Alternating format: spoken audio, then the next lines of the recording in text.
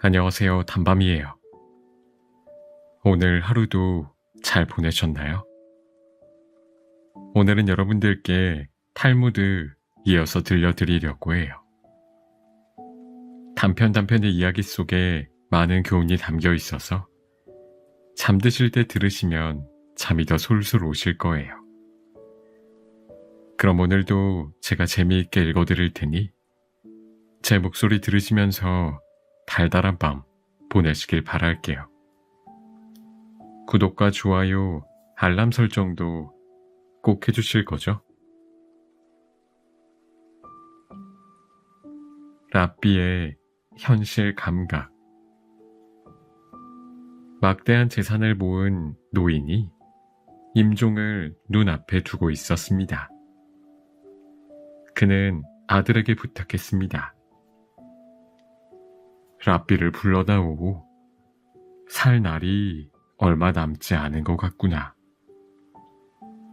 아들은 서둘러 랍비에게 전가를 보냈습니다. 다시 침상으로 온 아들에게 노인이 말했습니다. 랍비가 나를 위해 기도하면 천국에 갈 수 있겠지. 물론입니다, 아버지. 그런데 랍비에게 줄 사례금이 꽤 비싸겠지? 아마 1만 달러는 줘야 할 겁니다. 노인은 몹시 괴로워하며 몸을 뒤척였습니다. 그러다가 다시 물었습니다. 랍비에게 1만 달러를 주면 천국에 갈 수 있을까? 네, 분명히 가실 수 있을 겁니다. 노인의 숨은 점점 가빠졌습니다. 그는 다급하게 아들에게 말했습니다. 아무래도 안심이 안 되는구나. 카톨릭 신부도 불러야겠다. 그에게도 1만 달러를 주자. 네, 알겠습니다. 아들은 서둘러 카톨릭 신부를 불렀습니다. 그런데도 노인의 얼굴에는 불안한 기색이 역력했습니다. 유대교나 카톨릭만으로 될까? 개신교 신자도 불러드릴까요? 그렇지. 개신교 목사도 같이 부르자. 그도 1만 달러면 될까? 아마 그 정도면 될 겁니다. 아들은 서둘러 개신교 목사에게도 연락을 했습니다. 잠시 후 유대교의 랍비와 카톨릭의 신부, 개신교의 목사가 찾아왔습니다. 그들은 각각 병실에 들어와 정성껏 긴 기도를 올려주었습니다. 노인은 그제야 평온한 미소를 지었답니다. 그리고 세계에 천국으로 가는 3가지 계단을 상상하며 눈을 감으려 했습니다. 그런데 마지막 순간에 눈이 번쩍 떠지고 말았습니다. 갑자기 아들에게 전 재산을 준 일이 떠올랐던 것입니다. 랍비님, 신부님, 목사님. 그는 마지막 힘을 쥐어짜며 말했습니다. 3분께 드릴 3만 달러를 제외하고 전 재산을 아들에게 주어 버렸습니다. 그런데 아무리 생각해도 천국에서도 돈이 필요하지 않을까 걱정이 됩니다. 혹시 제가 드린 1만 달러 중 2,000달러씩만 저를 위해 관 속에 넣어주시면 안 될까요? 세 사람은 입을 모아 말했습니다. 당신은 분명 천국에 갈 겁니다. 그리고 2,000달러도 관 속에 넣어드리겠습니다. 노인은 그 소리를 들으면서 편안하게 눈을 감았습니다. 장례식 날이 되었습니다. 맨 먼저 카톨릭 신부가 관 속에 현금 2,000달러를 넣었습니다. 다음으로 개신교 목사가 관 속에 현금 2,000달러를 넣었답니다. 마지막으로 랍비가 관을 향해 걸어갔습니다. 랍비는 천천히 수표책을 꺼냈습니다. 그리고 6,000달러라고 적은 후 서명까지 마무리해서 관에 잘 넣었습니다. 그런 후 거스름돈으로 관에 있는 현금 4,000달러를 꺼내어 갔답니다.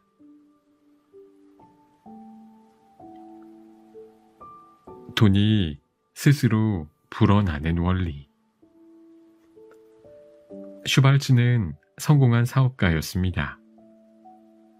그는 호텔에서 친구 프랑켈과 점심을 먹고 있었습니다.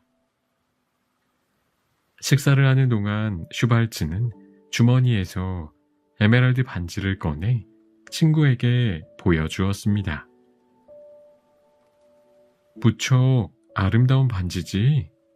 지난번 베네수엘라에 갔을 때 아내에게 줄 선물로 산 것이네.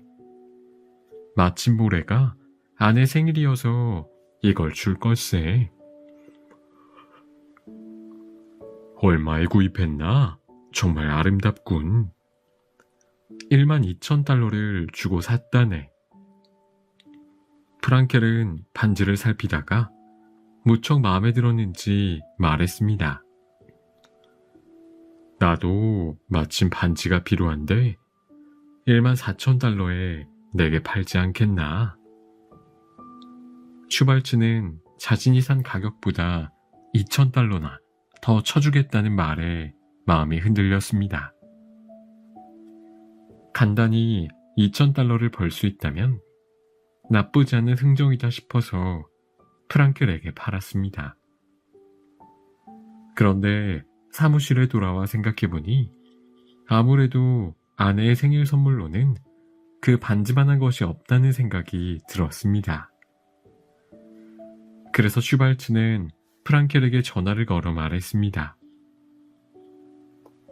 이봐, 아무리 생각해도 생일 선물로 마땅한 것이 없어서 말이야. 내가 자네가 산 가격에 2,000달러를 더 얹어서 16,000달러에 그 물건을 사겠네. 그 반지를 다시 내게 팔지 않겠나?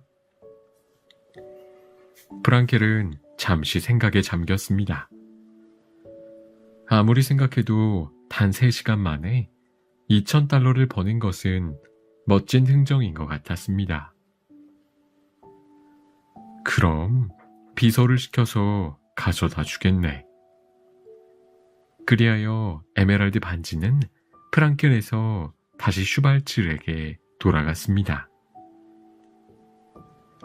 그때 마침 슈발츠의 친구인 골드버그가 사무실에 잠시 들렀습니다. 그는 두 사람이 오후 내내 반지를 주고받은 이야기를 재미있게 들었습니다. 그리고 호기심이 생겼습니다. 도대체 어떻게 생긴 반지이기에 자네들이 그렇게 안달이 났나? 슈발츠는 골드버그에게 반지를 보여주었습니다. 바로 이 반지라네. 오, 정말 아름다운 반지군.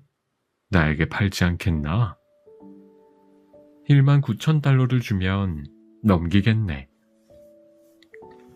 골드버그는 흔쾌히 승낙했고 슈발츠는 반지를 넘겼습니다. 그런데 잠시 뒤 프랑켈에게 전화가 왔습니다. 아무래도 그 반지가 꼭 갖고 싶다네. 2,000달러를 더 줄 테니 되팔지 않겠나? 아, 실은 조금 전에 다른 친구가 졸라서 좋은 값에 팔았다네. 그러자 프랑켈은 화를 내며 말했습니다. 자넨 바보로군. 둘이서 오후 동안 서로 사고 팔면서 수천 달러를 벌었는데 그걸 팔아버리다니. 이걸 매일 계속하면 우리는 이내 백만장자가 될 수 있었을 텐데 말이야. 정직이 최고의 상술. 벌꿀을 파는 상인이 있었습니다. 농장에서 구해온 벌꿀을 도심의 상점에서 판매하는 일종의 중개상이었습니다. 그는 장사를 하다 어려운 문제가 생기면 가까운 곳에 사는 랍비를 찾아갔습니다. 그러면 랍비는 성심껏 지혜를 빌려주었습니다. 그런데 몇 달 동안 상인이 보이지 않았습니다. 랍비가 상인의 소식을 무척 궁금해하던 차에 드디어 상인이 그를 찾아왔습니다. 오래 보이지 않아서 걱정했습니다. 무슨 일이 있으셨습니까? 상인이 대답했습니다. 요즘 벌꿀이 잘 팔리지 않아 생계가 어렵습니다. 얼마 전 가격을 그대로 두고 벌꿀의 질을 떨어뜨려서 한 통에 6코팩의 이익을 남기니 겨우 입에 풀칠을 할 정도가 되었습니다. 하지만 어쩐지 부끄러워 이쪽으로 발길이 떨어지지 않았습니다. 그러자 랍비가 말했습니다. 형편이 오죽 어려우면 그런 방법을 쓰셨겠습니까? 살기 위해 어쩔 수 없이 그리 하셨겠죠. 저에게 한 가지 해결책이 있으니 먼저 저와 약속을 해 주셔야겠습니다. 네, 랍비님 말씀대로 하겠습니다. 지금 한 통에 6코팩을 남기고 있는 이익을 7코팩이 되도록 해 보십시오. 상인은 그렇게 하겠다고 약속하고 집으로 돌아갔습니다. 다음 만남에서 랍비가 물었습니다. 어찌하셨습니까? 조금 더 값싼 벌꿀을 찾아냈습니다. 벌꿀의 품질은 조금 떨어졌지만 가격은 예전대로 판매하니 이익이 7코팩이 됩니다. 그러자 랍비가 말했습니다. 이번에는 한 통당 8코팩의 이익을 남기십시오. 그렇게 남기는 것은 불가능합니다. 원가가 그렇게 싼 벌꿀은 세상에 존재하지 않습니다. 그래도 벌꿀의 이익을 8코팩이 되도록 해보십시오. 상인은 고개를 갸웃거리면서 집으로 돌아갔습니다. 몇 주일이 지나자 상인은 웃음꽃이 피어서 랍비를 찾았습니다. 당신은 정말 현명하십니다. 상인은 그동안 있었던 일을 말해 주었습니다. 8코팩을 남기기 위해서 벌꿀의 질을 떨어뜨리는 것은 불가능했기에 이번에는 최상품의 벌꿀을 구해서 8코팩을 붙여서 팔았습니다. 비싼 값을 지불한 손님은 처음에는 투덜거렸지만 좋은 꿀을 한번 맛보자 다시 그의 벌꿀을 찾게 되었다고 합니다. 몇 달 후에는 최상품의 벌꿀만 취급하게 되었고 그는 큰 성공을 거두게 되었습니다. 랍비님의 조언대로 하니 모든 일이 술술 풀렸습니다.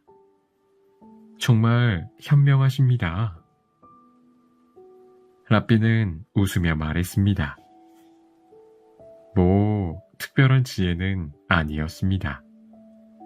언제나 정직이 최고의 상술이라는 것을 알고 있었을 뿐입니다. 랍비와 상인의 우정은 그 후에도 오래 이어졌습니다.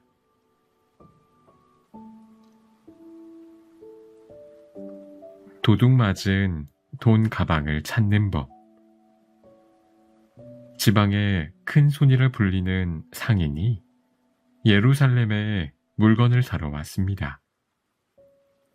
사고 싶은 물건이 많았는지 물건 살 돈을 가방 2개에 가득 담아왔는데 은화로 300냥이나 되었습니다.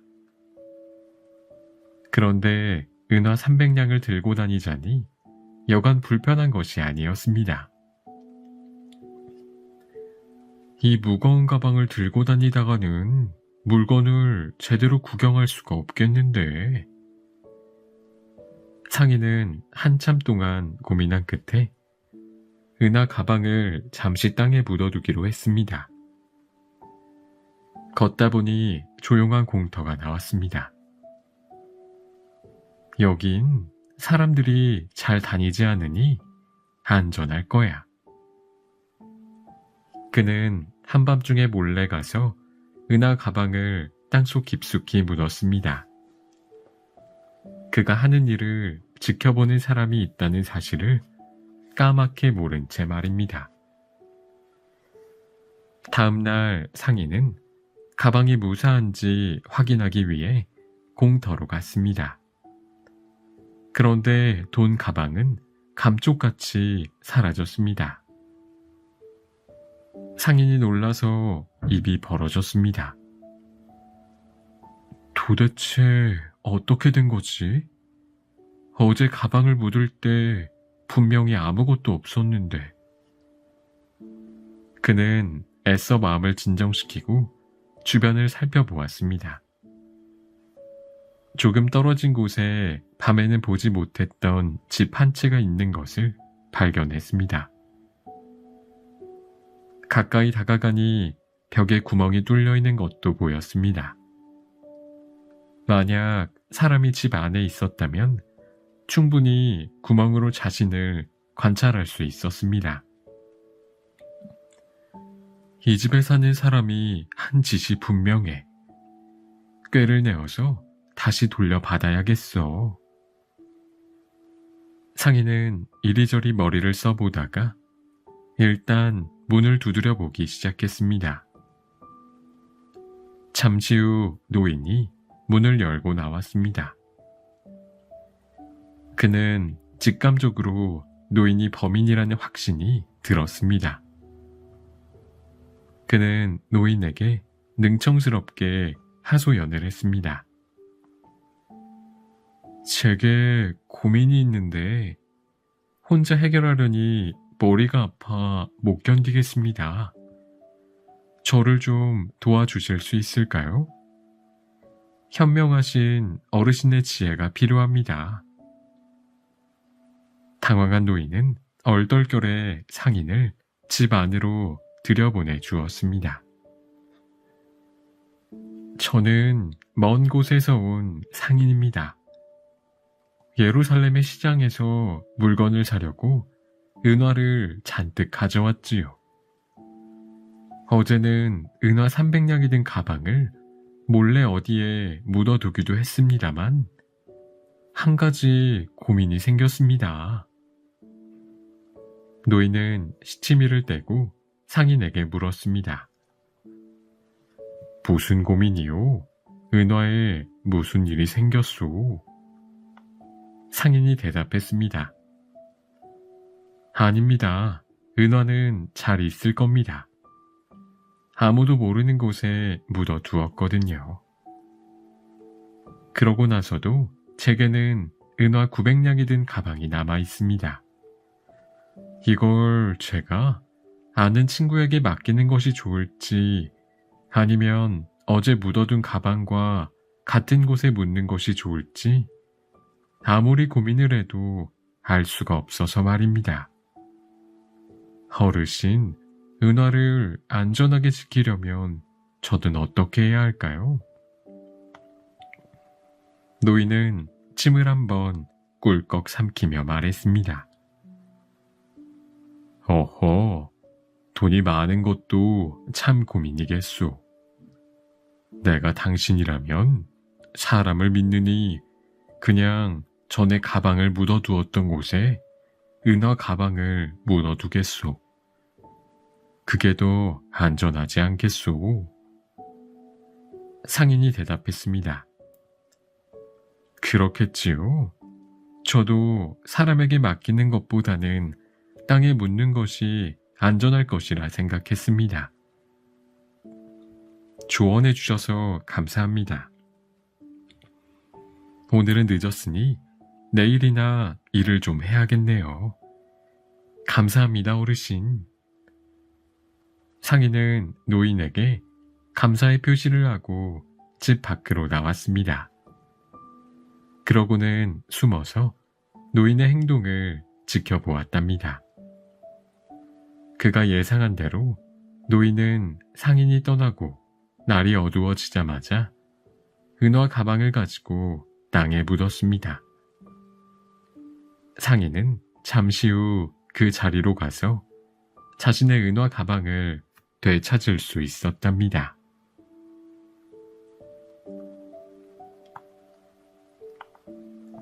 가불. 모두가 풍요로움 속에 감사를 드리는 안식일이었습니다.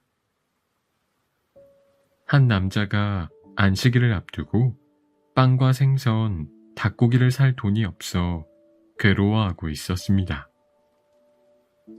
남자는 이를 구하지 못해 오랫동안 집에 돈을 가져다 주지 못했습니다. 남자의 아내도 배불리 먹지 못하고 겨우 끼니를 때우면서 살고 있었습니다. 이번 안식일만은 그냥 지나칠 수 없다고 여긴 그는 큰 결심을 하고 마을의 공금을 운영하는 재정 담당관을 찾아갔습니다. 그는 망설임 없이 재정 담당관이 사는 집의 문을 두드렸습니다. 그리고 외쳤습니다. 끔찍한 불행이 저에게 닥쳤습니다. 제 사랑하는 아내가 방금 세상을 떠났습니다. 그런데 저는 아내의 수의를 살 돈도 관을 짤 돈도 없습니다. 저는 어찌하면 좋습니까? 재정 담당관은 그의 외침을 듣고 측은한 마음이 샘솟았습니다. 당장 자신의 재량으로 사용할 수 있는 돈 10루블을 내주었습니다. 그는 10루블을 받고 서둘러 돌아갔습니다. 그리고 다음 날이 되었습니다. 재정 담당관은 가엾은 남자를 위로하고 아내의 명복을 빌어주기 위해 남자의 집을 찾았습니다. 그런데 이게 웬일입니까? 놀랍게도 그의 아내는 살아 있었습니다. 그의 아내는 식탁에 버젓이 앉아 맛있게 음식을 먹고 있는 것이었습니다. 이런 사기꾼! 살아있는 아내를 팔아 나에게 돈을 뜯어냈단 말이오. 남자는 화를 내는 재정 담당관을 진정시키고 의자에 앉혔습니다. 그리고 담담하게 대답했습니다. 너무 화내지 마십시오. 저는 돈을 뜯어낸 것이 아닙니다. 그저 사정이 급하여 가부를 받았을 뿐입니다. 대신 나중에 제 아내가 진짜로 죽었을 때는 위로금을 내지 않으셔도 된답니다. 재정 담당관은 태어난 남자의 말에 할 말을 잃고 멍하니 남자를 바라만 보았답니다. 신앙심과 신용은 별개. 한 랍비가 친구에게 돈을 빌려야 했습니다. 랍비의 부탁에 친구는 다음과 같은 조건을 내걸었습니다. 그 정도 돈이라면 얼마든지 빌려주겠네. 대신 증인이 보는 앞에서 차용증 한 장 써주어야 하네. 랍비는 항상 사람들의 존경과 신뢰를 받았기에 친구의 말이 무척 서운했습니다. 자신을 믿어주기보다는 계약서를 믿는 것 같았기 때문입니다. 라삐는 친구에게 서운한 마음을 털어놓았습니다. 자네와 알고 지낸 지 40년이 넘었는데 자네는 날 믿지 못하는군. 나는 항상 신의 뜻을 연구하고 실천하는 율법의 권위자가 아닌가? 그러자 친구가 대답했습니다. 바로 그 점이 내가 걱정하는 바라네. 자네는 밤낮 없이 율법 연구에만 몰두해 있으니 내게 진 빚 따위는 금방 잊어버릴 것이 아닌가? 또 신이 항상 자네 편이니 하찮은 인간에게 빌린 돈 따위는 중요하게 여기지 않을 것이 분명하네. 그러니 계약서를 써주어야겠네. 라삐는 얼굴이 후끈거리는 것을 느끼면서 증인이 보는 앞에서 차용증을 서명해야 했습니다.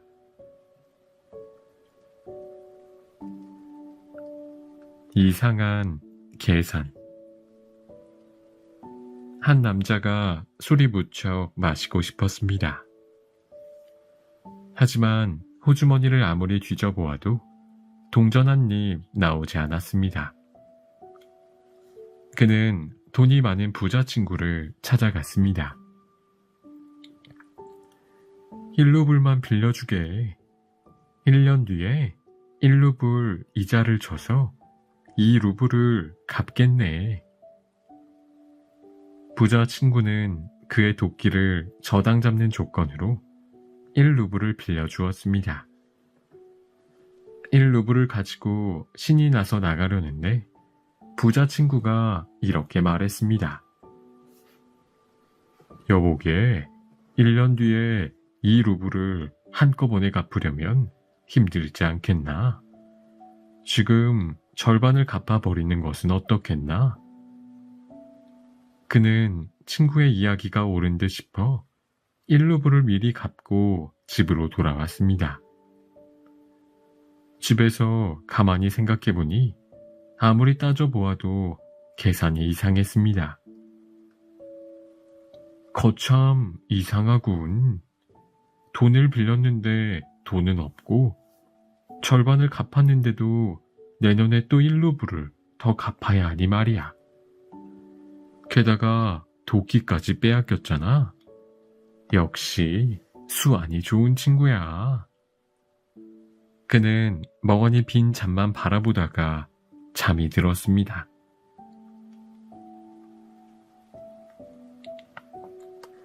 황금손의 저주.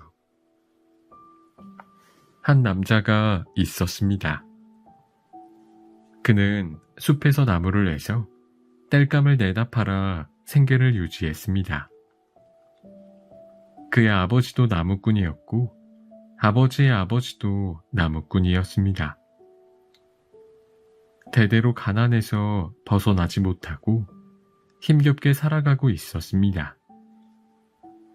어느 무더운 여름날이었습니다. 새벽부터 숲으로 나와 도끼질을 하던 그는 낮이 되자 더위를 참지 못하고 주저앉고 말았습니다.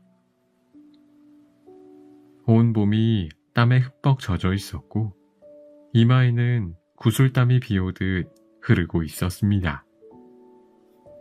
눈물이 그렁그렁 차오르더니 땀 사이로 흐르기 시작했습니다.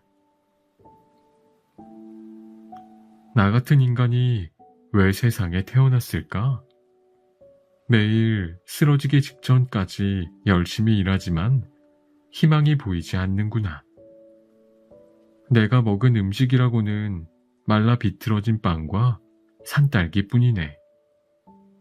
태어나서 닭고기조차 한번 먹어본 적이 없고 금화 한 입 만져본 적이 없네. 땔감을 팔아봐야 구리돈 몇 푼을 얻을 뿐이지. 내게 금화 한 잎이 있다면 나도 온종일 신을 찬양하며 살 수 있을 텐데. 그렇게 한탄을 하던 나무꾼은 어느새 스르르 잠들어 버렸습니다. 그는 꿈을 꾸었는데 눈빛이 북극성처럼 빛나는 아름다운 젊은이가 황금 지팡이를 들고 그 앞에 섰습니다. 신께서 당신의 한숨을 듣고 눈물을 보았습니다. 그리고 당신의 한 가지 소원을 들어주기 위해 저를 보내셨습니다. 소원 한 가지를 말씀하시면 무엇이든지 이루어 드리겠습니다. 그러자 나무꾼이 말했습니다. 제 소원은 제가 만지는 것은 무엇이든 황금으로 바뀌는 것입니다. 젊은이는 나무꾼의 말을 듣고 묘한 웃음을 지었습니다. 그렇게 될 것입니다. 젊은이는 황금 지팡이로 그를 한번 건드리고는 감쪽같이 사라졌습니다. 나무꾼은 잠에서 깨어났습니다. 이상한 꿈을 꾼 것으로 생각하며 도끼를 다시 쥐는데 도끼가 황금 도끼로 변하였습니다. 이번에는 통나무를 만지자 통나무가 황금 통나무로 바뀌었습니다. 그는 뛸 듯이 기뻐했습니다. 나는 세상에서 제일 가는 부자가 될 거야. 가장 크고 아름다운 집을 짓고 값비싼 가구를 들여놓아야겠다. 나는 쓰레기조차 황금으로 바꿀 힘을 가지고 있다.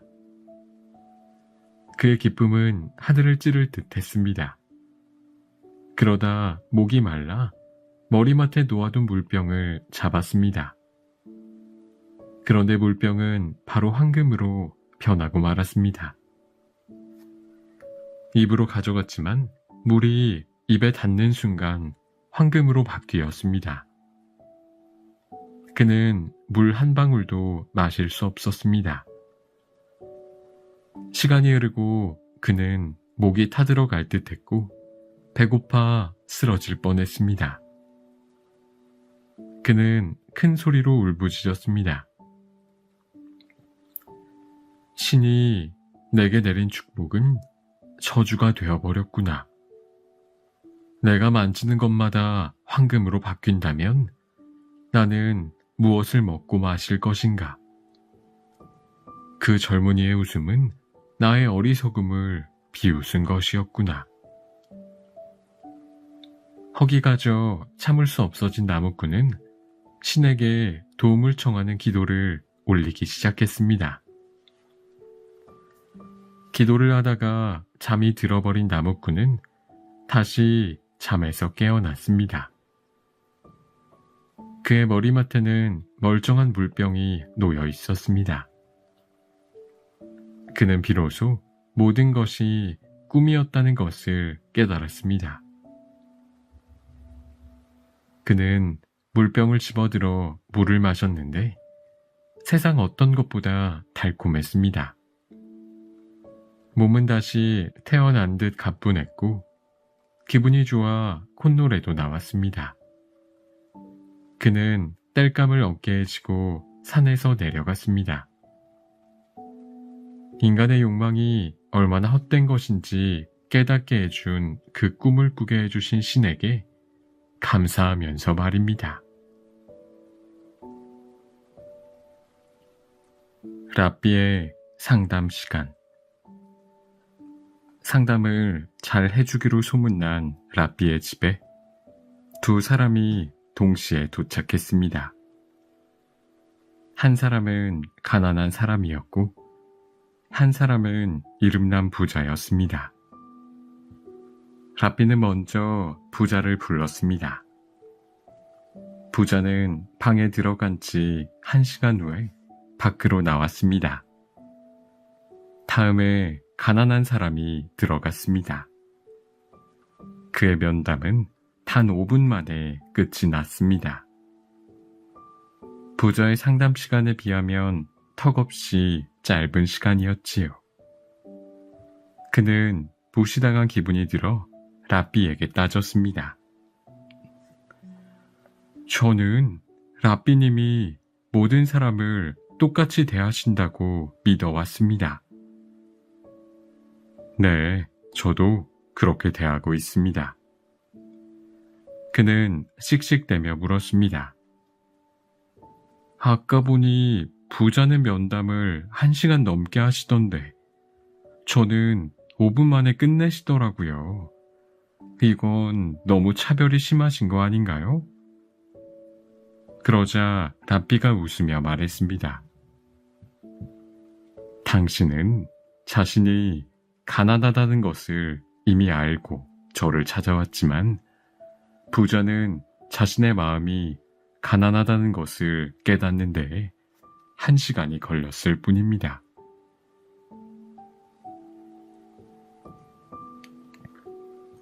삶은 달걀과 삶은 콩. 한 집안의 아이들이 식사하고 있었습니다. 그날의 메뉴는 삶은 달걀이었습니다. 한 아이가 삶은 달걀 하나를 집어 순식간에 먹어치웠습니다. 그러고도 여전히 배가 고파서 옆에 아이에게 달걀을 빌려달라고 졸랐습니다. 나중에 꼭 갚을게. 삶은 달걀 하나만 빌려줘. 지금 무척 배가 고프거든. 아이는 조건을 달고 삶은 달걀을 빌려주기로 했습니다. 한 가지 조건이 있어. 내가 삶은 달걀을 갚으라고 할 때는 달걀 하나뿐 아니라 그동안의 이자까지 쳐서 줘야 해. 삶은 달걀이 탐이 났던 아이는 흔쾌히 승낙했습니다. 그리고는 빌린 삶은 달걀을 맛있게 먹었습니다. 몇 년이 지난 후 삶은 달걀을 빌려준 아이가 달걀을 돌려달라고 했습니다. 삶은 달걀을 빌렸던 아이는 흔쾌히 달걀 하나를 주었습니다. 그러자 삶은 달걀을 빌려준 아이가 말했습니다. 그동안 몇 년이나 흘렀어. 그때 이자를 주기로 했던 거 기억나지? 몇 년치의 이자를 주어야지. 삶은 달걀 하나 가지고 몇 개를 탐내는 거야? 너무 욕심 부리는 거 아니니? 두 아이는 한참 동안 싸우다가 다윗 왕을 찾아가 재판을 받기로 했습니다. 저는 분명 달걀에 대한 이자를 받는 조건으로 빌려주었습니다. 그러니 이자를 받아야겠습니다. 그 말을 들은 다윗 왕이 삶은 달걀을 빌린 아이에게 말했습니다. 그 말이 맞다. 너는 이자까지 쳐서 갚는 것이 좋겠구나. 삶은 달걀을 빌린 아이가 뿔이 나서 말했습니다. 설사 그 말을 지킨다고 해도 도대체 몇 개를 갚아야 하는지도 모르겠습니다. 이자율은 약속한 것이 아니니까요. 그러자 빌려준 아이가 주장을 폈습니다. 달걀에서 병아리가 부화하면 그 병아리가 커서 다음에 10마리가 넘는 병아리를 치고 그 10마리가 또 10마리씩 병아리를 치면 100마리가 됩니다. 최소한 달걀 100개는 받아야겠습니다. 이 소리를 들은 삶은 달걀을 빌린 소녀는 울음을 터뜨렸습니다. 울음소리를 듣고 지나가던 솔로몬 왕자가 다가왔습니다. 왕께서 어떻게 판결하셨니? 달걀 한 개에서 발생할 수 있는 이자까지 모두 쳐서 갚으라고 하셨습니다. 솔로몬은 잠시 생각하더니 한 가지 지혜를 소년에게 알려주었습니다. 소년은 솔로몬이 알려준 대로 밭으로 가서 콩을 심기 시작했습니다. 사람들이 지나가다가 물었습니다. 너 뭐 하는 거니? 삶은 콩을 심고 있습니다. 뭐? 삶은 콩을 심는다고 싹이 난리가 있나? 삶은 달걀에서도 병아리가 나오는 세상인데요. 이 이상한 이야기는 금세 사람들 사이에서 퍼졌습니다. 그리고 왕의 귀까지 들어갔습니다. 왕은 자신의 판결에 실수가 있음을 인정하고 두 소년을 다시 불렀습니다. 삶은 달걀은 병아리가 될 수 없다. 그러니 삶은 달걀 하나는 시간이 흘러도 삶은 달걀 하나로 치는 것이 좋겠다. 그러니 삶은 달걀 하나로 갚도록 해라. 결국 소년은 삶은 달걀 하나를 받았습니다.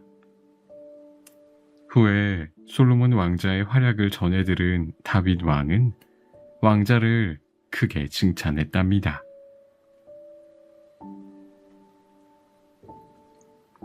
그를 모르는 덕택. 한 이민자가 직장을 구하고 있었습니다. 그는 배움도 짧고 가진 것도 없었습니다. 누군가 한 교회에서 총무를 구하고 있다는 사실을 그에게 알려주었습니다. 그는 서둘러 교회를 찾아갔습니다. 교회에서 나온 사람이 그에게 교회의 총무가 하는 일을 설명해 주었습니다. 교회의 총무는 교회의 문을 여 닫는 일을 합니다. 또 교회를 청소하고 예배를 볼 때 기도서를 나누어 주고 안내문을 작성하기도 합니다. 헌금을 낸 것에 대해 영수증을 발급해 주는 일도 해야 하고요. 하실 수 있겠습니까? 그는 머뭇거렸습니다. 사실 그는 글을 읽을 줄 몰랐습니다. 안내문을 작성할 수도 없고 영수증을 발급해 주는 것도 할 수 없을 것 같았습니다. 저는 글을 읽고 쓸 줄 모릅니다. 어떻게 하지요? 안타까운 일입니다마는 교회의 총무는 글을 반드시 알아야 합니다. 결국 이민자는 교회의 총무가 되는 일을 포기하고 말았습니다. 그의 생활은 점점 더 어려워졌습니다. 그의 딱한 사정을 전해들은 한 친구가 그에게 얼마의 돈을 빌려주었습니다. 친구가 빌려준 돈의 액수가 크지 않았지만 새로 일을 시작하기에는 모자람이 없었습니다. 그는 그 돈을 미천으로 거리에서 장사를 시작했습니다. 정직하고 성실했던 그의 형편은 조금씩 나아졌습니다. 다행히 운도 따라주었답니다. 장사는 제법 잘 되더니 1년이 되지 않아 번듯한 상점을 구할 정도가 되었습니다. 몇 년이 흐른 뒤에는 상점을 몇 군데 더 낼 정도가 되었답니다. 그는 이제 제법 유명한 상인이 되었으며 세상 부러울 것이 없었습니다. 어느 날 이민자는 은행을 찾아갔습니다. 사업을 확장하기 위해서 약간의 돈이 더 필요했기 때문입니다. 그는 은행의 담당자에게 말했습니다. 5만 달러를 빌릴 수 있을까요? 갚는데 오래 걸릴 것 같지는 않습니다만. 은행 직원은 그의 신용도와 자산을 검토해 보았습니다. 그는 무척 우량한 고객이었습니다. 돈을 빌려주지 못할 이유는 없었습니다. 직원은 흔쾌히 말했습니다. 사장님 정도의 신용이라면 더 큰 돈도 무리가 없습니다. 바로 5만 달러를 빌려드리겠습니다. 계약서를 읽고 사인해 주십시오. 직원은 몇 장의 계약서를 내밀었습니다. 그러자 그가 말했습니다. 죄송하지만 저는 글을 모릅니다. 계약서 읽는 것을 도와주십시오. 은행 직원은 깜짝 놀랐습니다. 머쓱해하는 그에게 직원은 감탄하며 말했습니다.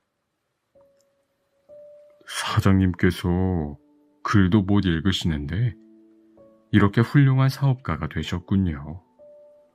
만약 글을 읽을 줄 아셨다면 얼마나 큰 성공을 이루셨을까요? 그러자 그가 잠시 생각한 후 미소를 지으며 말했습니다.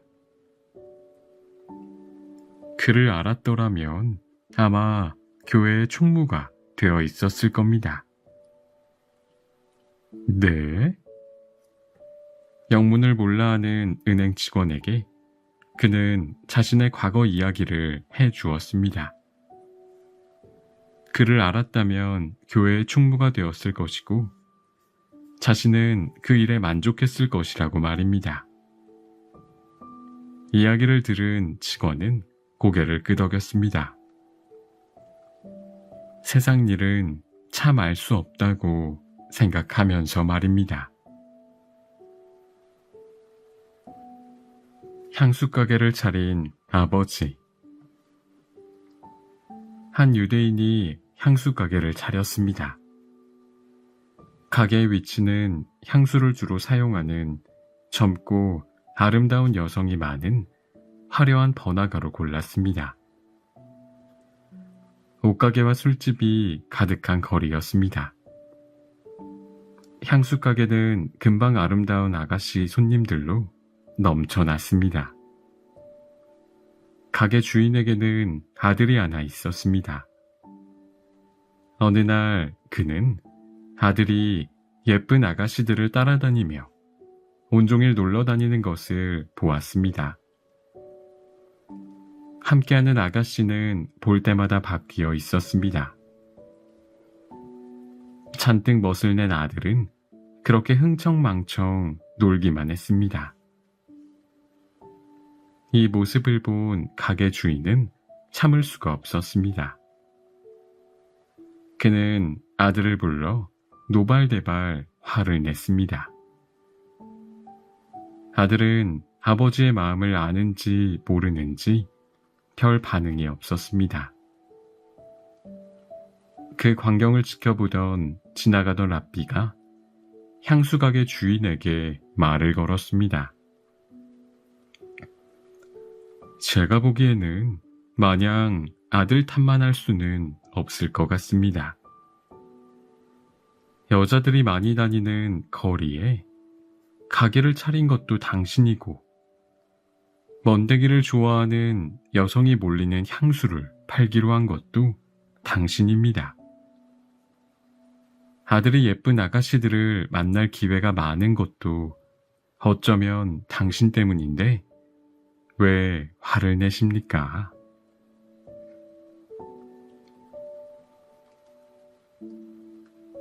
진짜 어머니는 누구일까? 지혜의 왕 솔로몬이 통치하던 시절입니다.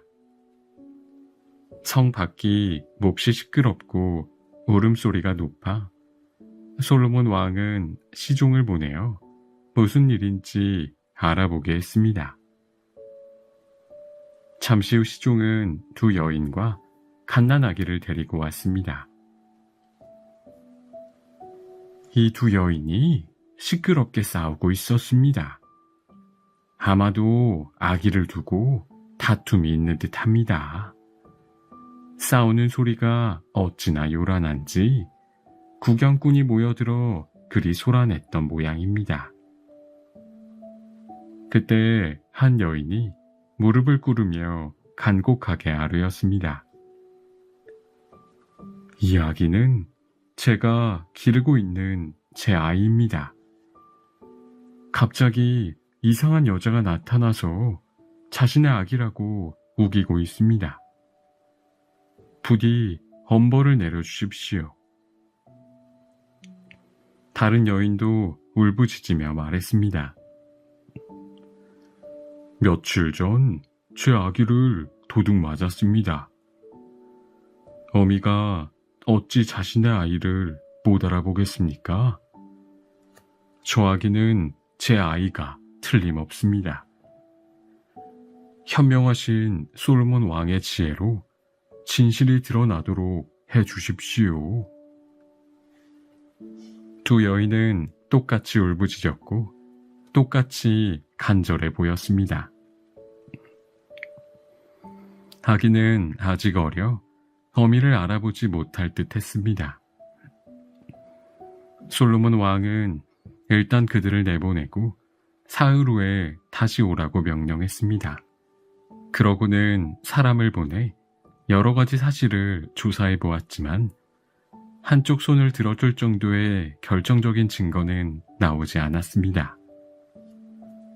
사흘 후 다시 두 여인과 아이가 재판을 받으러 왔습니다.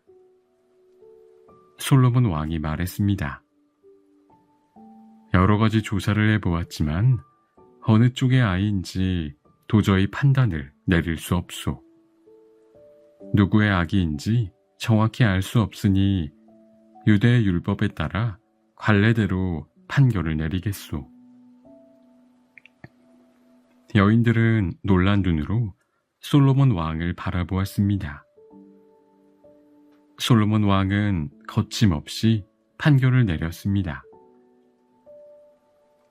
율법에서는 소유물이 어느 쪽의 것인지 알 수 없을 때 정확히 반씩 가지라고 정하고 있소. 그러니 저 아이를 두 토막으로 한 채 오차도 없이 나누도록 하여라. 그러자 한쪽 여인이 미친 듯이 울부짖기 시작했습니다. 아기를 도둑 맞았다고 주장한 여인이었습니다. 괴물처럼 괴성을 지르던 여인은 눈물로 범벅이 된 채 소리쳤습니다. 솔로몬 왕이시여, 제가 거짓말을 했습니다. 저 아이는 제 것이 아니라 저 여인의 것입니다. 저에게 벌을 내리시고 제발 아이를 무사히 저 여인에게 주십시오. 반면 아이를 기르던 여인은 몹시 놀란 듯은 하나 큰 흔들림은 없어 보였습니다. 이미 결정된 것을 번복할 수는 없다. 너의 생각은 어떠하냐? 그러자 여인이 말했습니다. 현명하신 솔로몬 왕의 결정을 따르겠습니다. 율법의 명령을 받들겠나이다. 그러자 솔로몬 왕이 외쳤습니다. 거짓말을 한 건 바로 너로구나. 자식을 토막내겠다고 하는데 어찌 그렇게 평온하단 말이냐? 너는 남의 자식을 훔치고 거짓말을 한 죄값을 톡톡히 받아야 할 것이다. 그러고 나서 울부짖던 여인에게 말했습니다.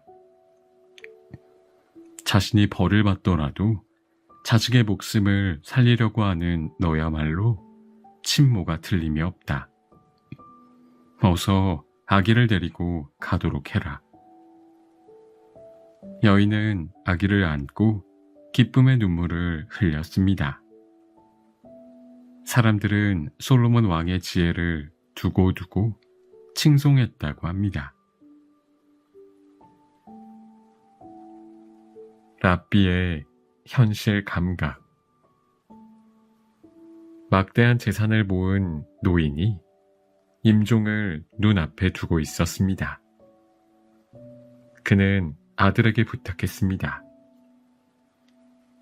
랍비를 불러다오. 살 날이 얼마 남지 않은 것 같구나.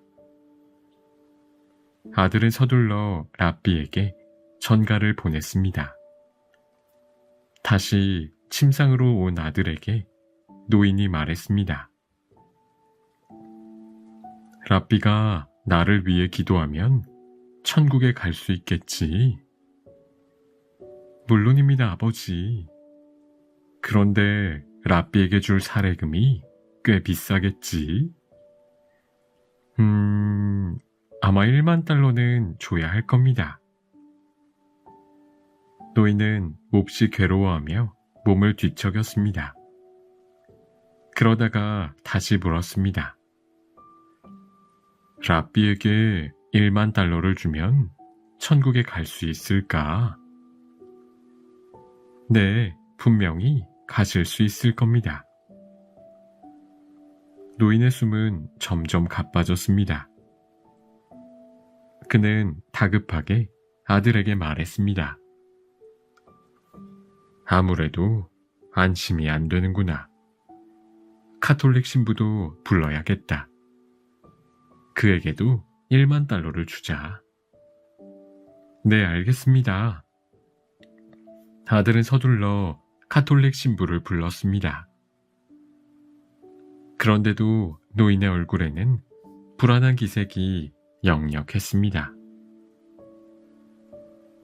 유대교나 카톨릭만으로 될까? 개신교 신자도 불러드릴까요? 그렇지. 개신교 목사도 같이 부르자. 그도 1만 달러면 될까? 아마 그 정도면 될 겁니다. 아들은 서둘러 개신교 목사에게도 연락을 했습니다. 잠시 후 유대교의 랍비와 카톨릭의 신부, 개신교의 목사가 찾아왔습니다. 그들은 각각 병실에 들어와 정성껏 긴 기도를 올려주었습니다. 노인은 그제야 평온한 미소를 지었답니다. 그리고 세계에 천국으로 가는 3가지 계단을 상상하며 눈을 감으려 했습니다. 그런데 마지막 순간에 눈이 번쩍 떠지고 말았습니다. 갑자기 아들에게 전 재산을 준 일이 떠올랐던 것입니다.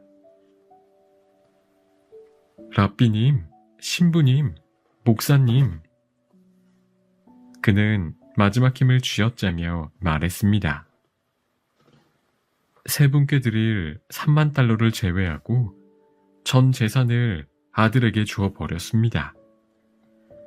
그런데 아무리 생각해도 천국에서도 돈이 필요하지 않을까 걱정이 됩니다. 혹시 제가 드린 1만 달러 중 2,000달러씩만 저를 위해 관 속에 넣어주시면 안 될까요? 3사람은 입을 모아 말했습니다. 당신은 분명 천국에 갈 겁니다. 그리고 2,000달러도 관 속에 넣어드리겠습니다. 노인은 그 소리를 들으면서 편안하게 눈을 감았습니다. 장례식 날이 되었습니다.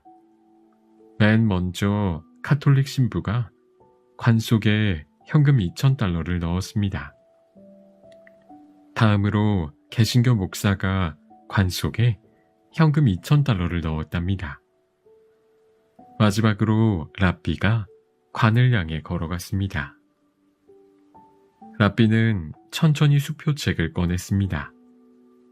그리고 6,000달러라고 적은 후 서명까지 마무리해서 관에 잘 넣었습니다. 그런 후 거스름 돈으로 관에 있는 현금 4,000달러를 꺼내어 갔답니다.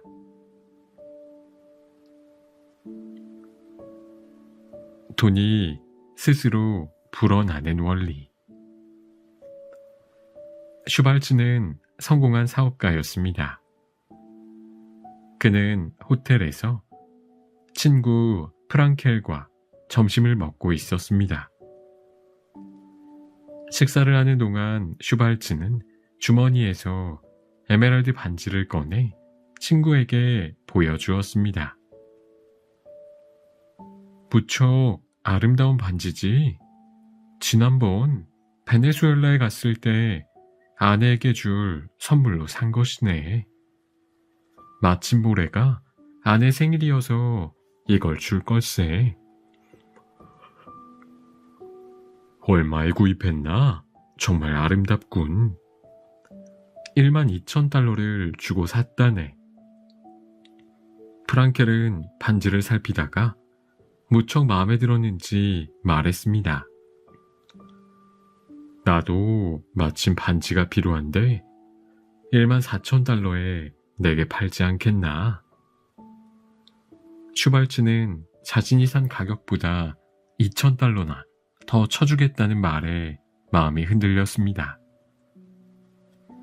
간단히 2,000달러를 벌 수 있다면 나쁘지 않은 흥정이다 싶어서 프랑켈에게 팔았습니다.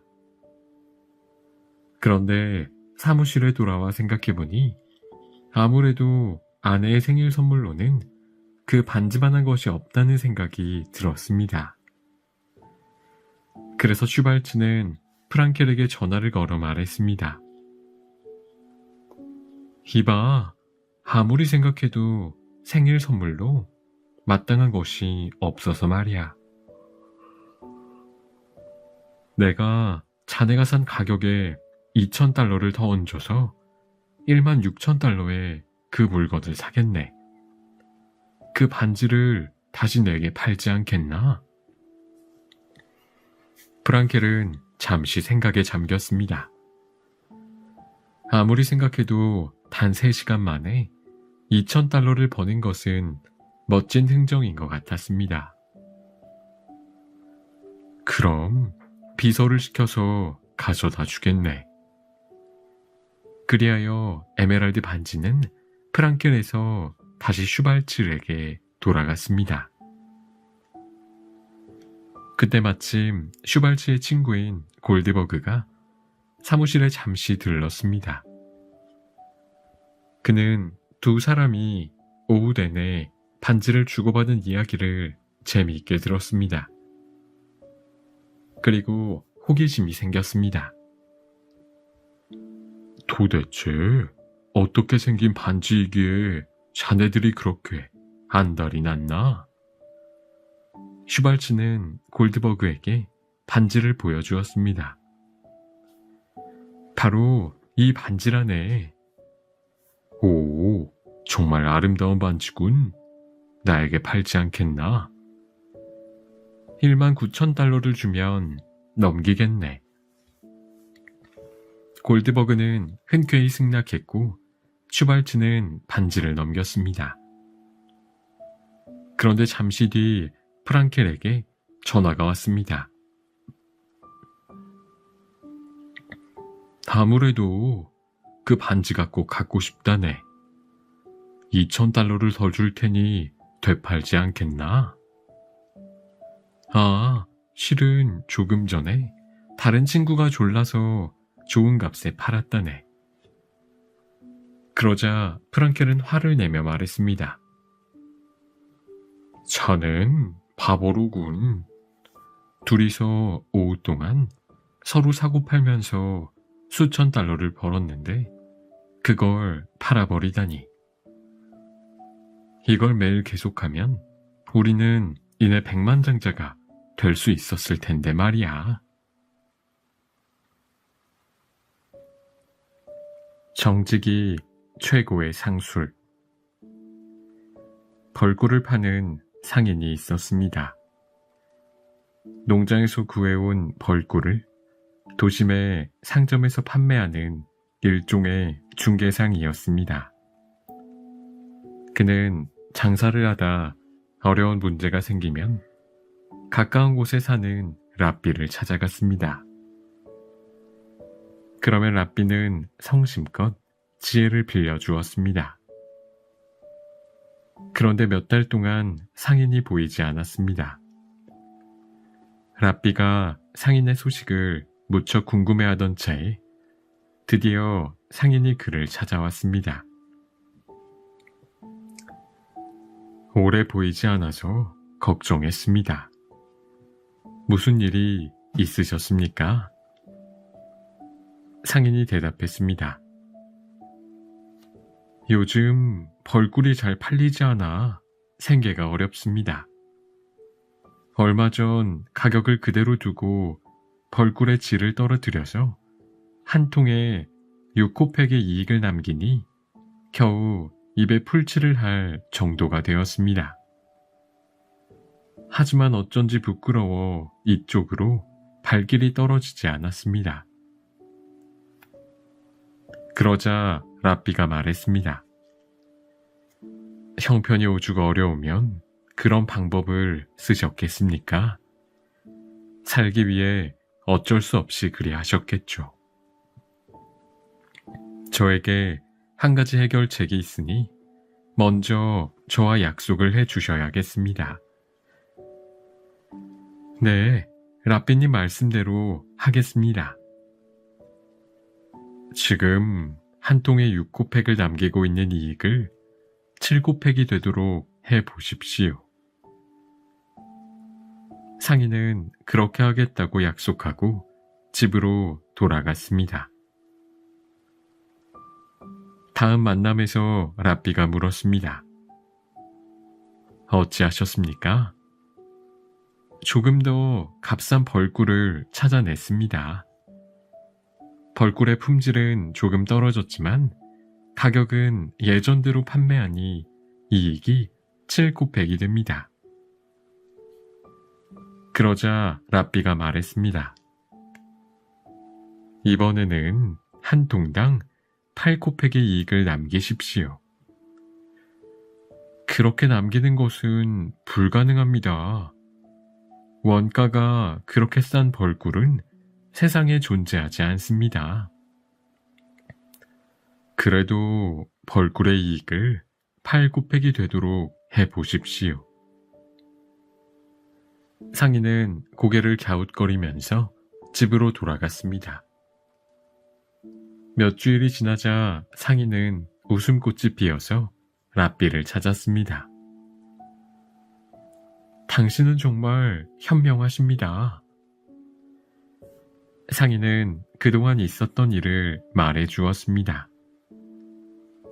8코팩을 남기기 위해서 벌꿀의 질을 떨어뜨리는 것은 불가능했기에 이번에는 최상품의 벌꿀을 구해서 8코팩을 붙여서 팔았습니다. 비싼 값을 지불한 손님은 처음에는 투덜거렸지만 좋은 꿀을 한번 맛보자 다시 그의 벌꿀을 찾게 되었다고 합니다. 몇 달 후에는 최상품의 벌꿀만 취급하게 되었고 그는 큰 성공을 거두게 되었습니다. 랍비님의 조언대로 하니 모든 일이 술술 풀렸습니다. 정말 현명하십니다. 랍비는 웃으며 말했습니다. 뭐 특별한 지혜는 아니었습니다. 언제나 정직이 최고의 상술이라는 것을 알고 있었을 뿐입니다. 랍비와 상인의 우정은 그 후에도 오래 이어졌습니다.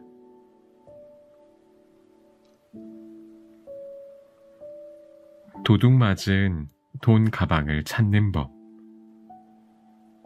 지방의 큰 손이라 불리는 상인이 예루살렘에 물건을 사러 왔습니다. 사고 싶은 물건이 많았는지 물건 살 돈을 가방 2개에 가득 담아왔는데 은화로 300냥이나 되었습니다. 그런데 은화 300냥을 들고 다니자니 여간 불편한 것이 아니었습니다. 이 무거운 가방을 들고 다니다가는 물건을 제대로 구경할 수가 없겠는데. 상인은 한참 동안 고민한 끝에 은하 가방을 잠시 땅에 묻어두기로 했습니다. 걷다 보니 조용한 공터가 나왔습니다. 여긴 사람들이 잘 다니지 않으니 안전할 거야. 그는 한밤중에 몰래 가서 은하 가방을 땅속 깊숙이 묻었습니다. 그가 하는 일을 지켜보는 사람이 있다는 사실을 까맣게 모른 채 말입니다. 다음 날 상인은 가방이 무사한지 확인하기 위해 공터로 갔습니다. 그런데 돈 가방은 감쪽같이 사라졌습니다. 상인이 놀라서 입이 벌어졌습니다. 도대체 어떻게 된 거지? 어제 가방을 묻을 때 분명히 아무것도 없었는데. 그는 애써 마음을 진정시키고 주변을 살펴보았습니다. 조금 떨어진 곳에 밤에는 보지 못했던 집 한 채가 있는 것을 발견했습니다. 가까이 다가가니 벽에 구멍이 뚫려 있는 것도 보였습니다. 만약 사람이 집 안에 있었다면 충분히 구멍으로 자신을 관찰할 수 있었습니다. 이 집에 사는 사람이 한 짓이 분명해. 꾀를 내어서 다시 돌려받아야겠어. 상인은 이리저리 머리를 써보다가 일단 문을 두드려 보기 시작했습니다. 잠시 후 노인이 문을 열고 나왔습니다. 그는 직감적으로 노인이 범인이라는 확신이 들었습니다. 그는 노인에게 능청스럽게 하소연을 했습니다. 제게 고민이 있는데 혼자 해결하려니 머리가 아파 못 견디겠습니다.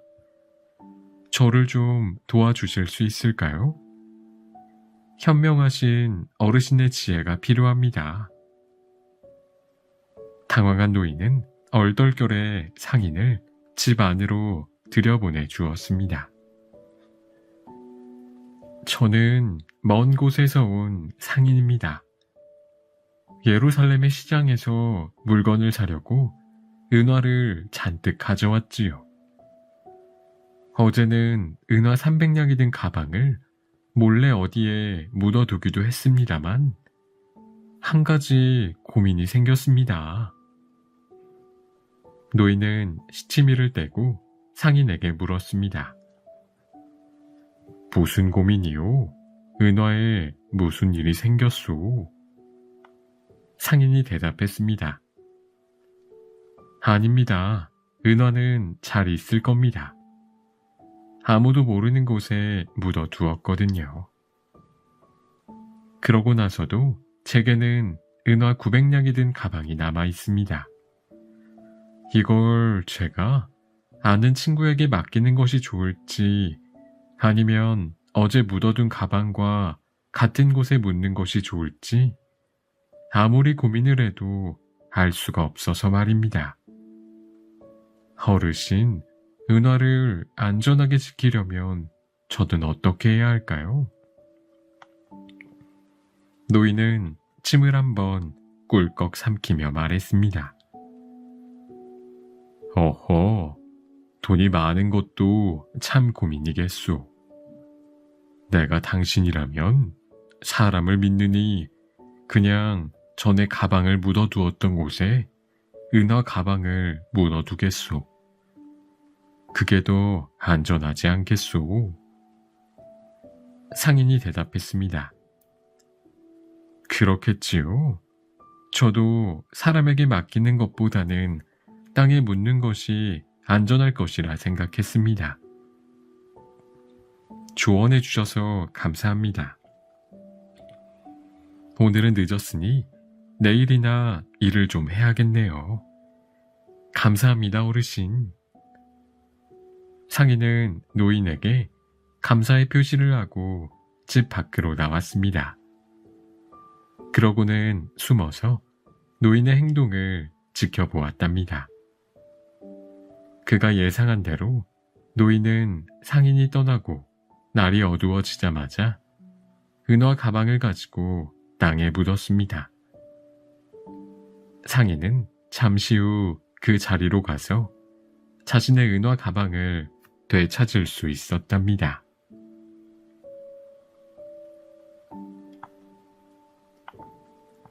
가불. 모두가 풍요로움 속에 감사를 드리는 안식일이었습니다. 한 남자가 안식일을 앞두고 빵과 생선, 닭고기를 살 돈이 없어 괴로워하고 있었습니다. 남자는 이를 구하지 못해 오랫동안 집에 돈을 가져다 주지 못했습니다. 남자의 아내도 배불리 먹지 못하고 겨우 끼니를 때우면서 살고 있었습니다. 이번 안식일만은 그냥 지나칠 수 없다고 여긴 그는 큰 결심을 하고 마을의 공금을 운영하는 재정 담당관을 찾아갔습니다. 그는 망설임 없이 재정 담당관이 사는 집의 문을 두드렸습니다. 그리고 외쳤습니다. 끔찍한 불행이 저에게 닥쳤습니다. 제 사랑하는 아내가 방금 세상을 떠났습니다. 그런데 저는 아내의 수의를 살 돈도 관을 짤 돈도 없습니다. 저는 어찌하면 좋습니까? 재정 담당관은 그의 외침을 듣고 측은한 마음이 샘솟았습니다.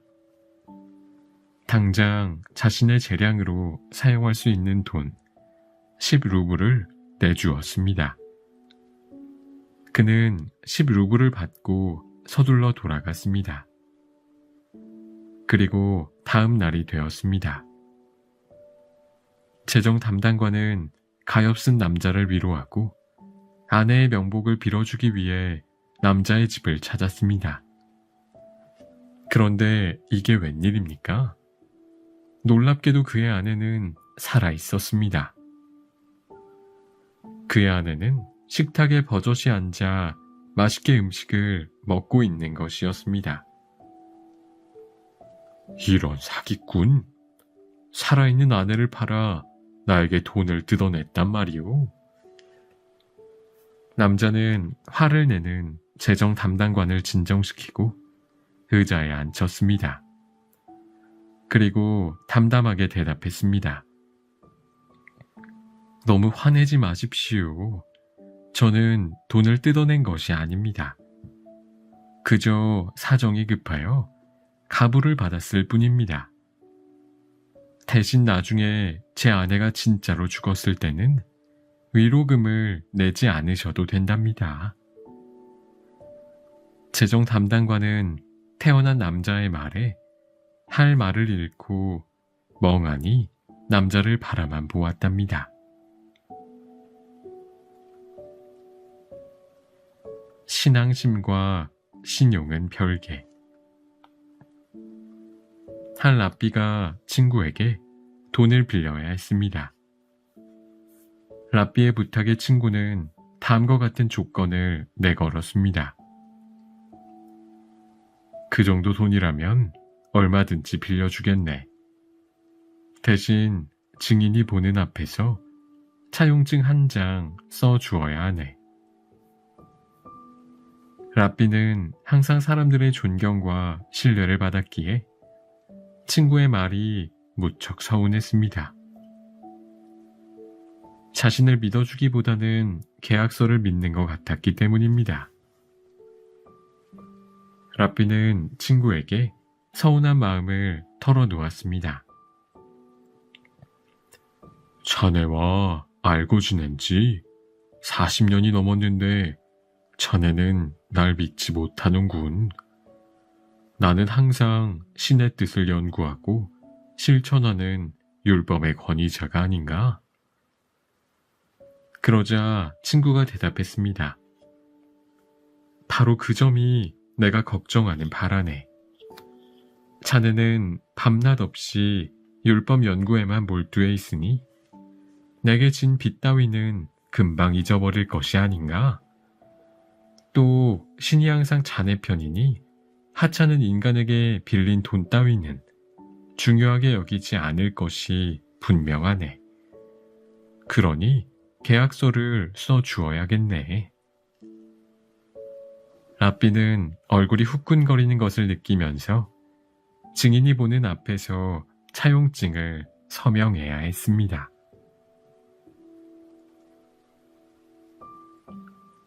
이상한 계산. 한 남자가 술이 무척 마시고 싶었습니다.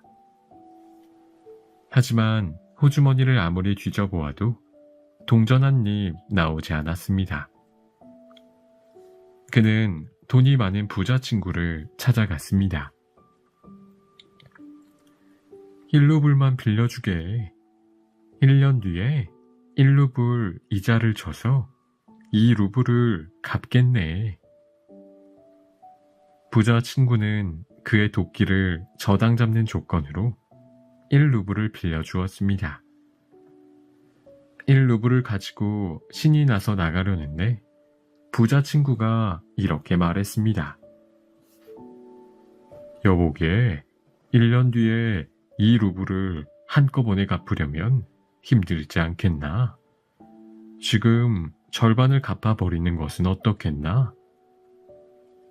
그는 친구의 이야기가 옳은 듯 싶어 1루블을 미리 갚고 집으로 돌아왔습니다. 집에서 가만히 생각해보니 아무리 따져보아도 계산이 이상했습니다. 거참 이상하군. 돈을 빌렸는데 돈은 없고 절반을 갚았는데도 내년에 또 1루블을 더 갚아야 하니 말이야. 게다가 도끼까지 빼앗겼잖아. 역시 수완이 좋은 친구야. 그는 멍하니 빈 잔만 바라보다가 잠이 들었습니다.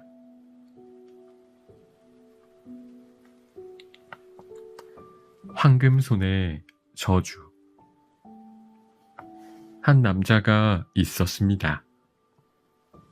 그는 숲에서 나무를 내서 땔감을 내다 팔아 생계를 유지했습니다.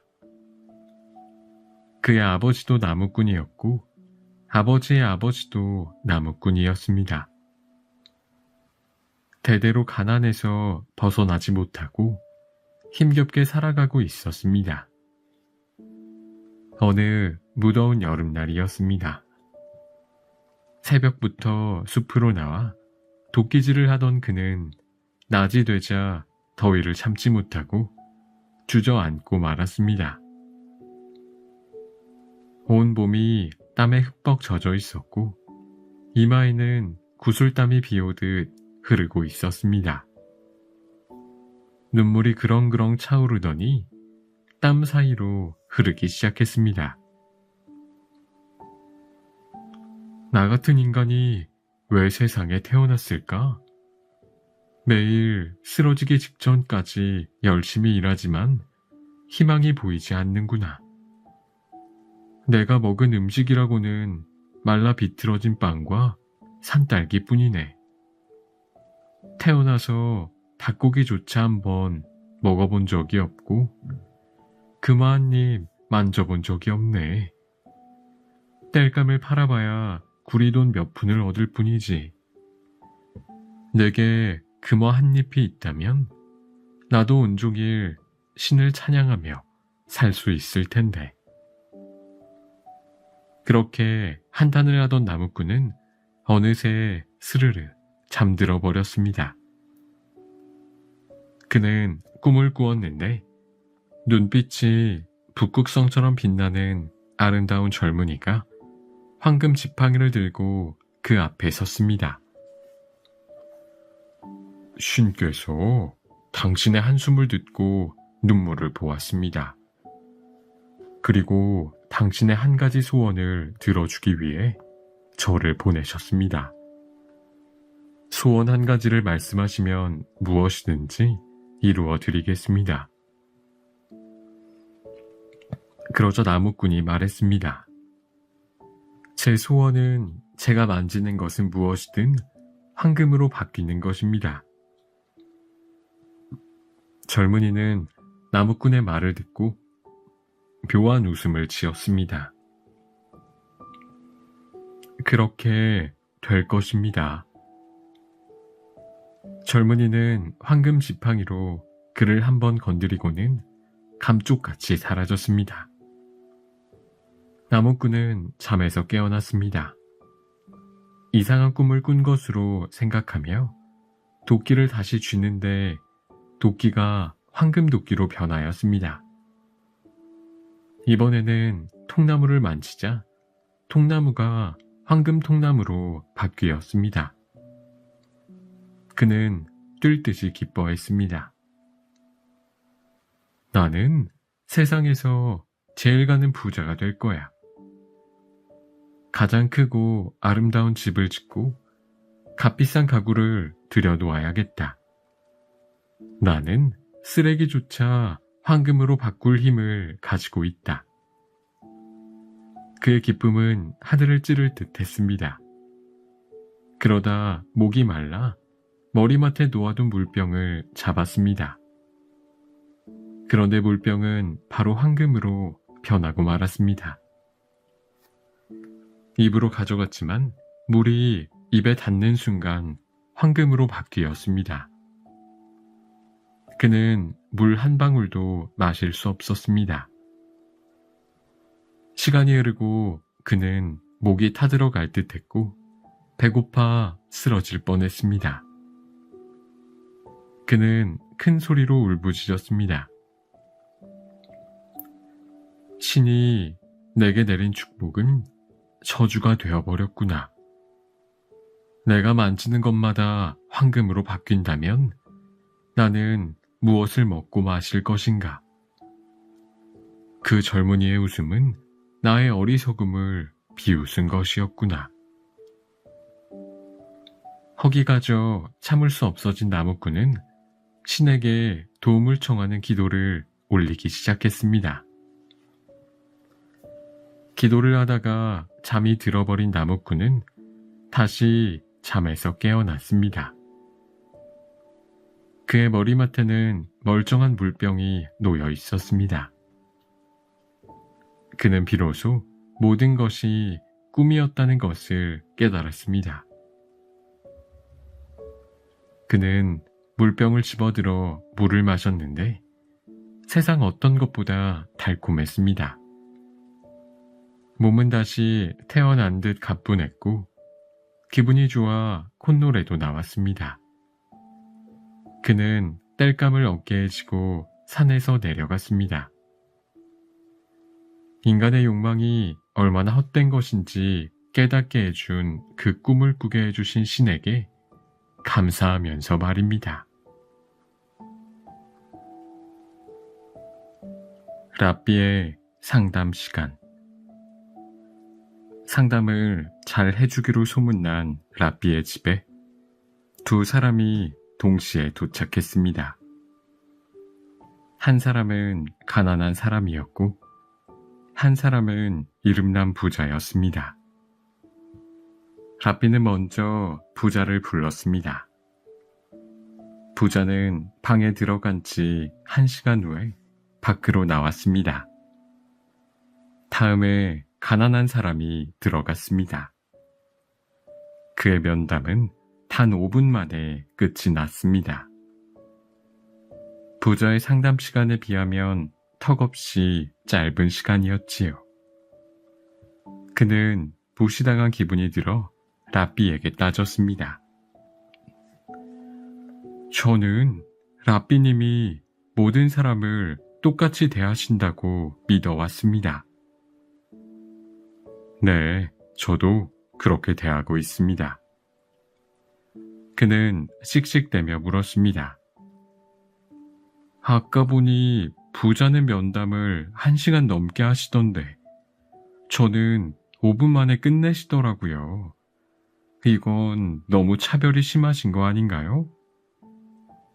그러자 랍비가 웃으며 말했습니다. 당신은 자신이 가난하다는 것을 이미 알고 저를 찾아왔지만 부자는 자신의 마음이 가난하다는 것을 깨닫는데 1시간이 걸렸을 뿐입니다.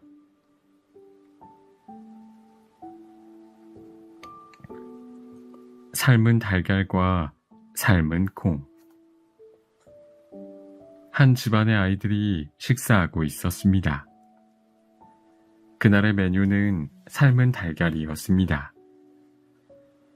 한 아이가 삶은 달걀 하나를 집어 순식간에 먹어치웠습니다. 그러고도 여전히 배가 고파서 옆에 아이에게 달걀을 빌려달라고 졸랐습니다. 나중에 꼭 갚을게. 삶은 달걀 하나만 빌려줘. 지금 무척 배가 고프거든. 아이는 조건을 달고 삶은 달걀을 빌려주기로 했습니다. 한 가지 조건이 있어. 내가 삶은 달걀을 갚으라고 할 때는 달걀 하나뿐 아니라 그동안의 이자까지 쳐서 줘야 해. 삶은 달걀이 탐이 났던 아이는 흔쾌히 승낙했습니다.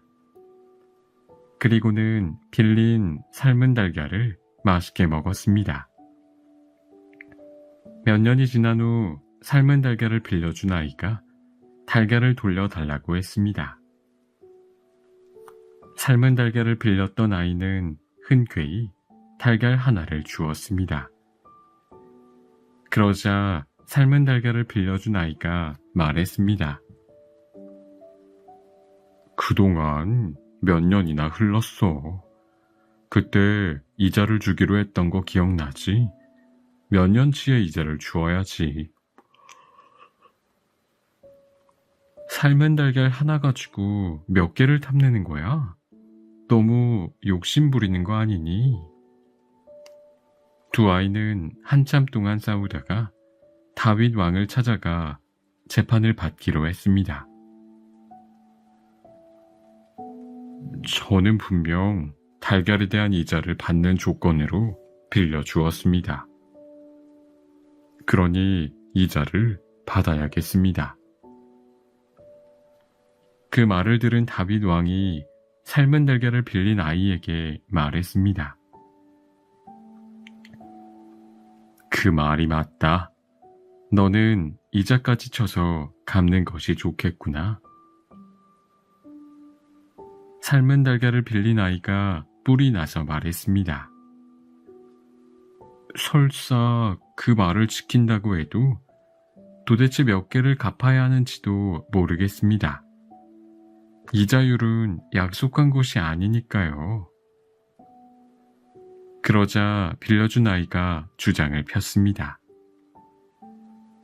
달걀에서 병아리가 부화하면 그 병아리가 커서 다음 해에 10마리가 넘는 병아리를 치고 그 10마리가 또 10마리씩 병아리를 치면 100마리가 됩니다. 최소한 달걀 100개는 받아야겠습니다. 이 소리를 들은 삶은 달걀을 빌린 소녀는 울음을 터뜨렸습니다. 울음소리를 듣고 지나가던 솔로몬 왕자가 다가왔습니다. 왕께서 어떻게 판결하셨니? 달걀 한 개에서 발생할 수 있는 이자까지 모두 쳐서 갚으라고 하셨습니다. 솔로몬은 잠시 생각하더니 한 가지 지혜를 소년에게 알려주었습니다. 소년은 솔로몬이 알려준 대로 밭으로 가서 콩을 심기 시작했습니다. 사람들이 지나가다가 물었습니다. 너 뭐 하는 거니? 삶은 콩을 심고 있습니다. 뭐? 삶은 콩을 심는다고 싹이 난리가 있나? 삶은 달걀에서도 병아리가 나오는 세상인데요. 이 이상한 이야기는 금세 사람들 사이에서 퍼졌습니다. 그리고 왕의 귀까지 들어갔습니다. 왕은 자신의 판결에 실수가 있음을 인정하고 두 소년을 다시 불렀습니다. 삶은 달걀은 병아리가 될 수 없다. 그러니 삶은 달걀 하나는 시간이 흘러도 삶은 달걀 하나로 치는 것이 좋겠다. 그러니 삶은 달걀 하나로 갚도록 해라. 결국 소년은 삶은 달걀 하나를 받았습니다. 후에 솔로몬 왕자의 활약을 전해 들은 다윗 왕은 왕자를 크게 칭찬했답니다.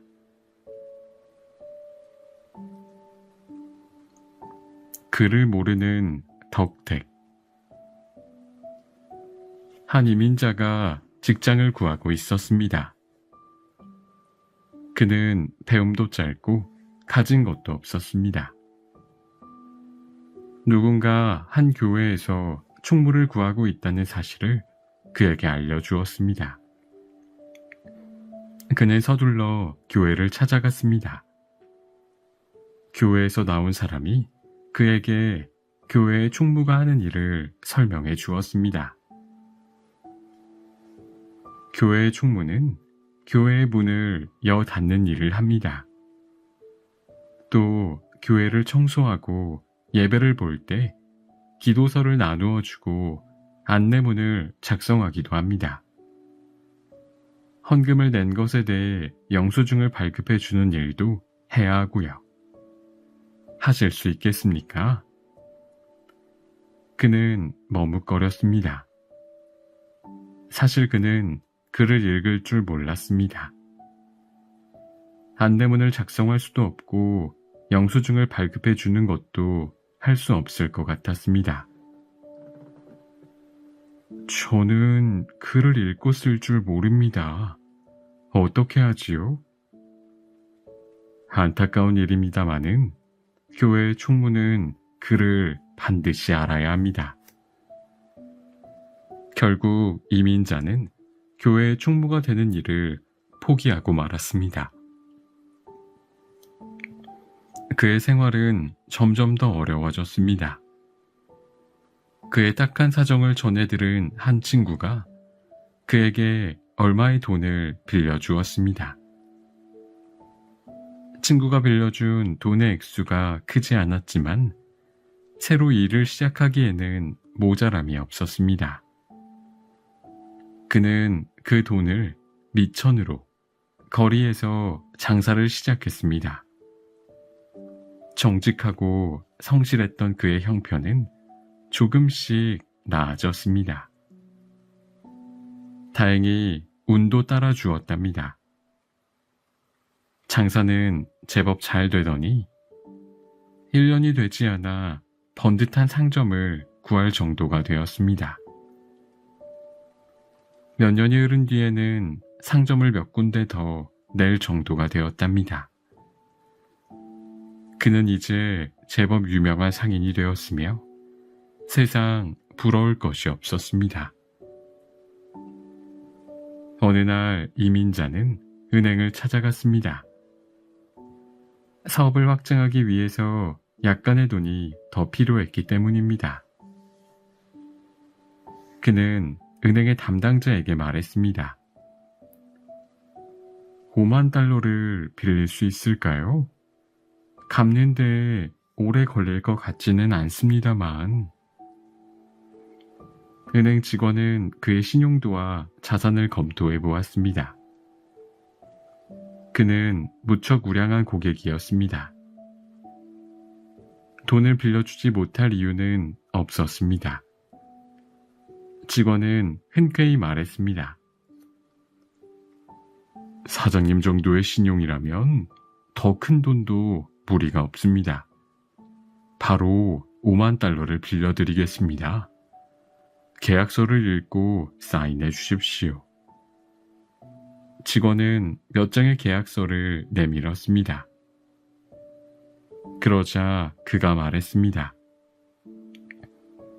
죄송하지만 저는 글을 모릅니다.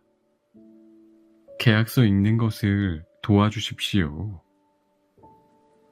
은행 직원은 깜짝 놀랐습니다.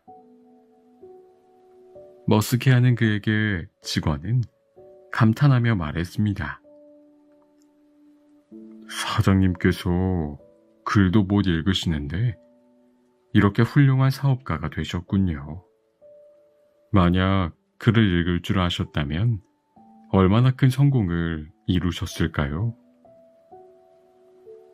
그러자 그가 잠시 생각한 후 미소를 지으며 말했습니다.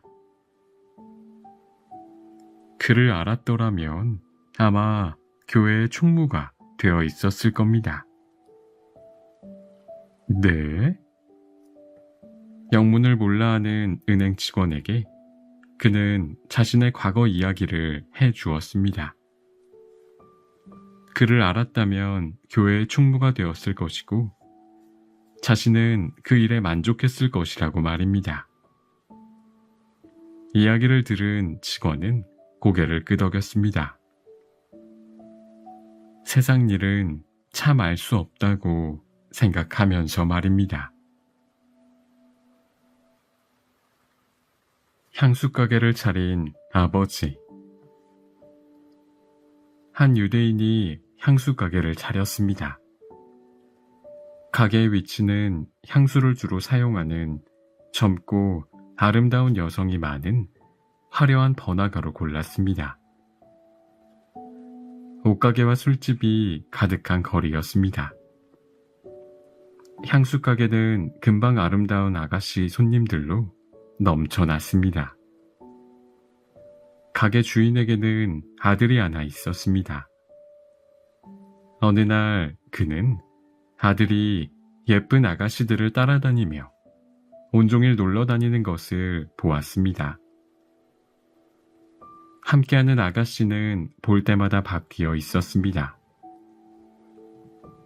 잔뜩 멋을 낸 아들은 그렇게 흥청망청 놀기만 했습니다.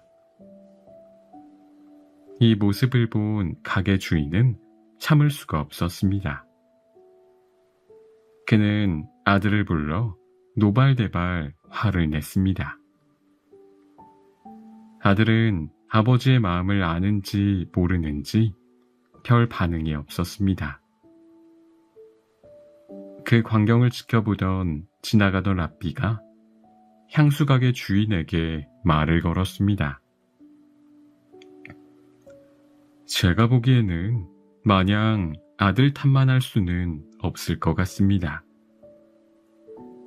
여자들이 많이 다니는 거리에 가게를 차린 것도 당신이고 먼데기를 좋아하는 여성이 몰리는 향수를 팔기로 한 것도 당신입니다. 아들이 예쁜 아가씨들을 만날 기회가 많은 것도 어쩌면 당신 때문인데 왜 화를 내십니까?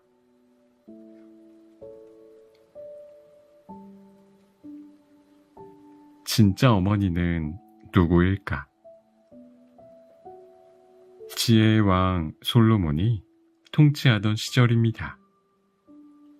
성 밖이 몹시 시끄럽고 울음소리가 높아 솔로몬 왕은 시종을 보내어 무슨 일인지 알아보게 했습니다. 잠시 후 시종은 두 여인과 갓난아기를 데리고 왔습니다. 이 두 여인이 시끄럽게 싸우고 있었습니다. 아마도 아기를 두고 다툼이 있는 듯합니다. 싸우는 소리가 어찌나 요란한지 구경꾼이 모여들어 그리 소란했던 모양입니다. 그때 한 여인이 무릎을 꿇으며 간곡하게 아뢰었습니다. 이 아기는 제가 기르고 있는 제 아이입니다. 갑자기 이상한 여자가 나타나서 자신의 아기라고 우기고 있습니다. 부디 엄벌을 내려주십시오. 다른 여인도 울부짖으며 말했습니다. 며칠 전 제 아기를 도둑 맞았습니다. 어미가 어찌 자신의 아이를 못 알아보겠습니까? 저 아기는 제 아이가 틀림없습니다. 현명하신 솔로몬 왕의 지혜로 진실이 드러나도록 해 주십시오. 두 여인은 똑같이 울부짖었고 똑같이 간절해 보였습니다. 아기는 아직 어려 어미를 알아보지 못할 듯 했습니다. 솔로몬 왕은 일단 그들을 내보내고 사흘 후에 다시 오라고 명령했습니다. 그러고는 사람을 보내 여러 가지 사실을 조사해 보았지만 한쪽 손을 들어줄 정도의 결정적인 증거는 나오지 않았습니다. 사흘 후 다시 두 여인과 아이가 재판을 받으러 왔습니다. 솔로몬 왕이 말했습니다. 여러 가지 조사를 해보았지만 어느 쪽의 아이인지 도저히 판단을 내릴 수 없소. 누구의 아기인지 정확히 알 수 없으니 유대의 율법에 따라 관례대로 판결을 내리겠소. 여인들은 놀란 눈으로 솔로몬 왕을 바라보았습니다. 솔로몬 왕은 거침없이 판결을 내렸습니다. 율법에서는 소유물이 어느 쪽의 것인지 알 수 없을 때 정확히 반씩 가지라고 정하고 있소. 그러니 저 아이를 두 토막으로 한 채 오차도 없이 나누도록 하여라. 그러자 한쪽 여인이 미친 듯이 울부짖기 시작했습니다. 아기를 도둑 맞았다고 주장한 여인이었습니다. 괴물처럼 괴성을 지르던 여인은 눈물로 범벅이 된 채 소리쳤습니다. 솔로몬 왕이시여, 제가 거짓말을 했습니다. 저 아이는 제 것이 아니라 저 여인의 것입니다. 저에게 벌을 내리시고 제발 아이를 무사히 저 여인에게 주십시오. 반면 아이를 기르던 여인은 몹시 놀란 듯은 하나 큰 흔들림은 없어 보였습니다. 이미 결정된 것을 번복할 수는 없다. 너의 생각은 어떠하냐? 그러자 여인이 말했습니다. 현명하신 솔로몬 왕의 결정을 따르겠습니다. 율법의 명령을 받들겠나이다. 그러자 솔로몬 왕이 외쳤습니다. 거짓말을 한 건 바로 너로구나. 자식을 토막내겠다고 하는데 어찌 그렇게 평온하단 말이냐? 너는 남의 자식을 훔치고 거짓말을 한 죄값을 톡톡히 받아야 할 것이다. 그러고 나서 울부짖던 여인에게 말했습니다. 자신이 벌을 받더라도 자식의 목숨을 살리려고 하는 너야말로 친모가 틀림이 없다. 어서 아기를 데리고 가도록 해라. 여인은 아기를 안고 기쁨의 눈물을 흘렸습니다. 사람들은 솔로몬 왕의 지혜를 두고두고 칭송했다고 합니다.